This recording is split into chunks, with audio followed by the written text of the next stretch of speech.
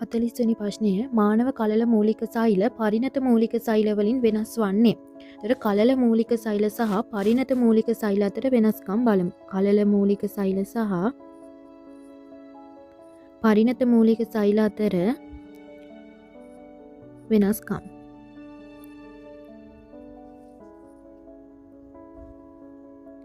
පළවෙනි එක සෛල ලබා ගන්න ප්‍රභවය අනුව මේ කලල මූලික සෛල ගන්නේ මුල් අවධියේ තියෙන කලලයකින්. මුල් අවධියේ ඇති කලලයකින් ලබා ගනී.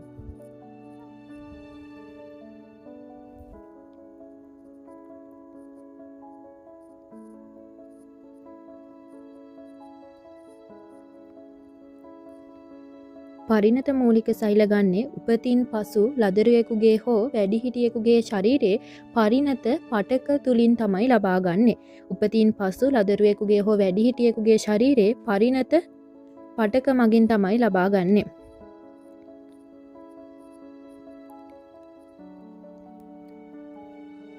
දෙක විවිධ සෛල බවට පත්වීමේ හැකියාව ගත්තොත් කලල මූලික සෛල ගත්තොත් ඒවාට සිරුරේ තියෙන ඕනෑම සෛලයක් බවට විභේදනය වීමේ හැකියාව තියෙනවා.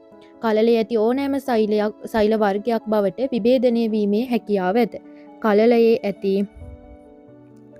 ඕනෑම සෛලයක් බවට විභේදනය වීමේ හැකියාව ඇත.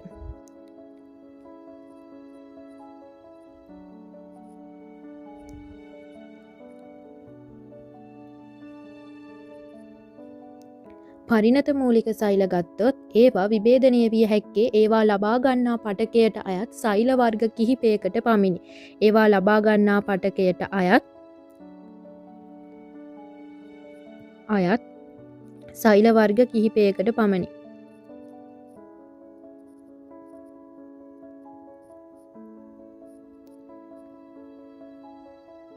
තුන්වෙනි වෙනස්කම විද්‍යාගාර තුල වර්ධනය කිරීම. විද්‍යාගාරයක් තත්ත්වයටතේ තියෙන රෝපණ මාධ්‍යයක කලල මූලික සෛල වර්ධනය කිරීම පහසු වෙනවා. මේක වර්ධනය කිරීම පහසු වේ. කලල මූලික සෛල වර්ධනය කිරීම පහසු වේ. නමුත් පරිණත මූලික සෛල විද්‍යාගාරයක් තුල වර්ධනය කිරීම හෝ ගුණනය කිරීම සාපේක්ෂව ඉතා අපහසු වේ. ඉතා අපහසු වේ. සාපේක්ෂව ඉතා අපහසු වේ. ඊළඟට හතරවෙනි වෙනස්කම සිරුරේ ප්‍රතික්ෂේප කිරීමේ අවදානම. කලල මූලික සෛල ගත්තොත් ඒක වෙනත් කලලයකින් ලබා ගන්නා බැවින් රෝගියාට බද්ධ කරාට පස්සේ රෝගියාගේ ප්‍රතිශක්තිකරණ පද්ධතිය මගින් ප්‍රතික්ෂේප වීමට ඇති අවදානම ඉහළයි. ප්‍රතිශක්තිකරණ පද්ධතිය මගින්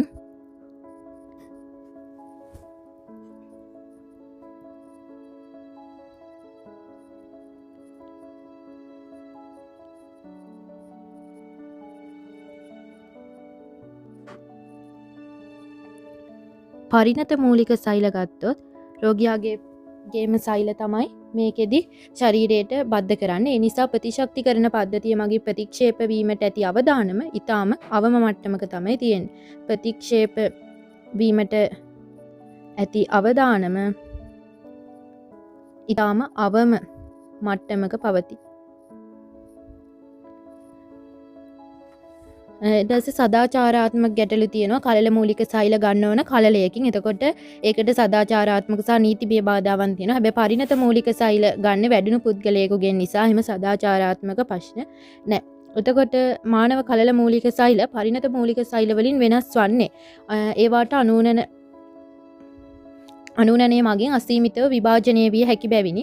ඒක කලල මූලික සෛල වලටත් පරිණත මූලික සෛල වලටත් දෙකටම පොදු ලක්ෂණයක්. ඒවට දේහයේ ඕනෑම සෛල වර්ගයක් බවට විභේදනය විය හැකිය. අන්න ඒක කලල මූලික සෛලවලට පමණක් ආවේනික ලක්ෂණයක්. මොකද පරිණත මූලික සෛලවලට එයාලා ලබා ගන්නා පටකයට අයත් සෛලවලට විතරයි විභේදනය වීමේ හැකියාව තියෙන්නේ. ඊට පස්සේ ඒවා විභේදනය නොවු සෛල බැවිනි. ඒකත් එකටම පොදුයි. නාලස්ත වගා කළ හැකිවීම සාපේක්ෂව තමයි පහසු සහ අපහසු වෙන්නේ. හැබැයි වගා කළ හැකිවීම පොදු ලක්ෂණයක්. හානි වූ පටක ප්‍රතිස්ථාපනය කිරීමට භාවිතා කළ හැකිය ඒකත් පොදු ලක්ෂණයක් වෙනවා. එතකොට 40ට දෙවනි පිළිතුර තමයි නිවැරදි වෙන්නේ.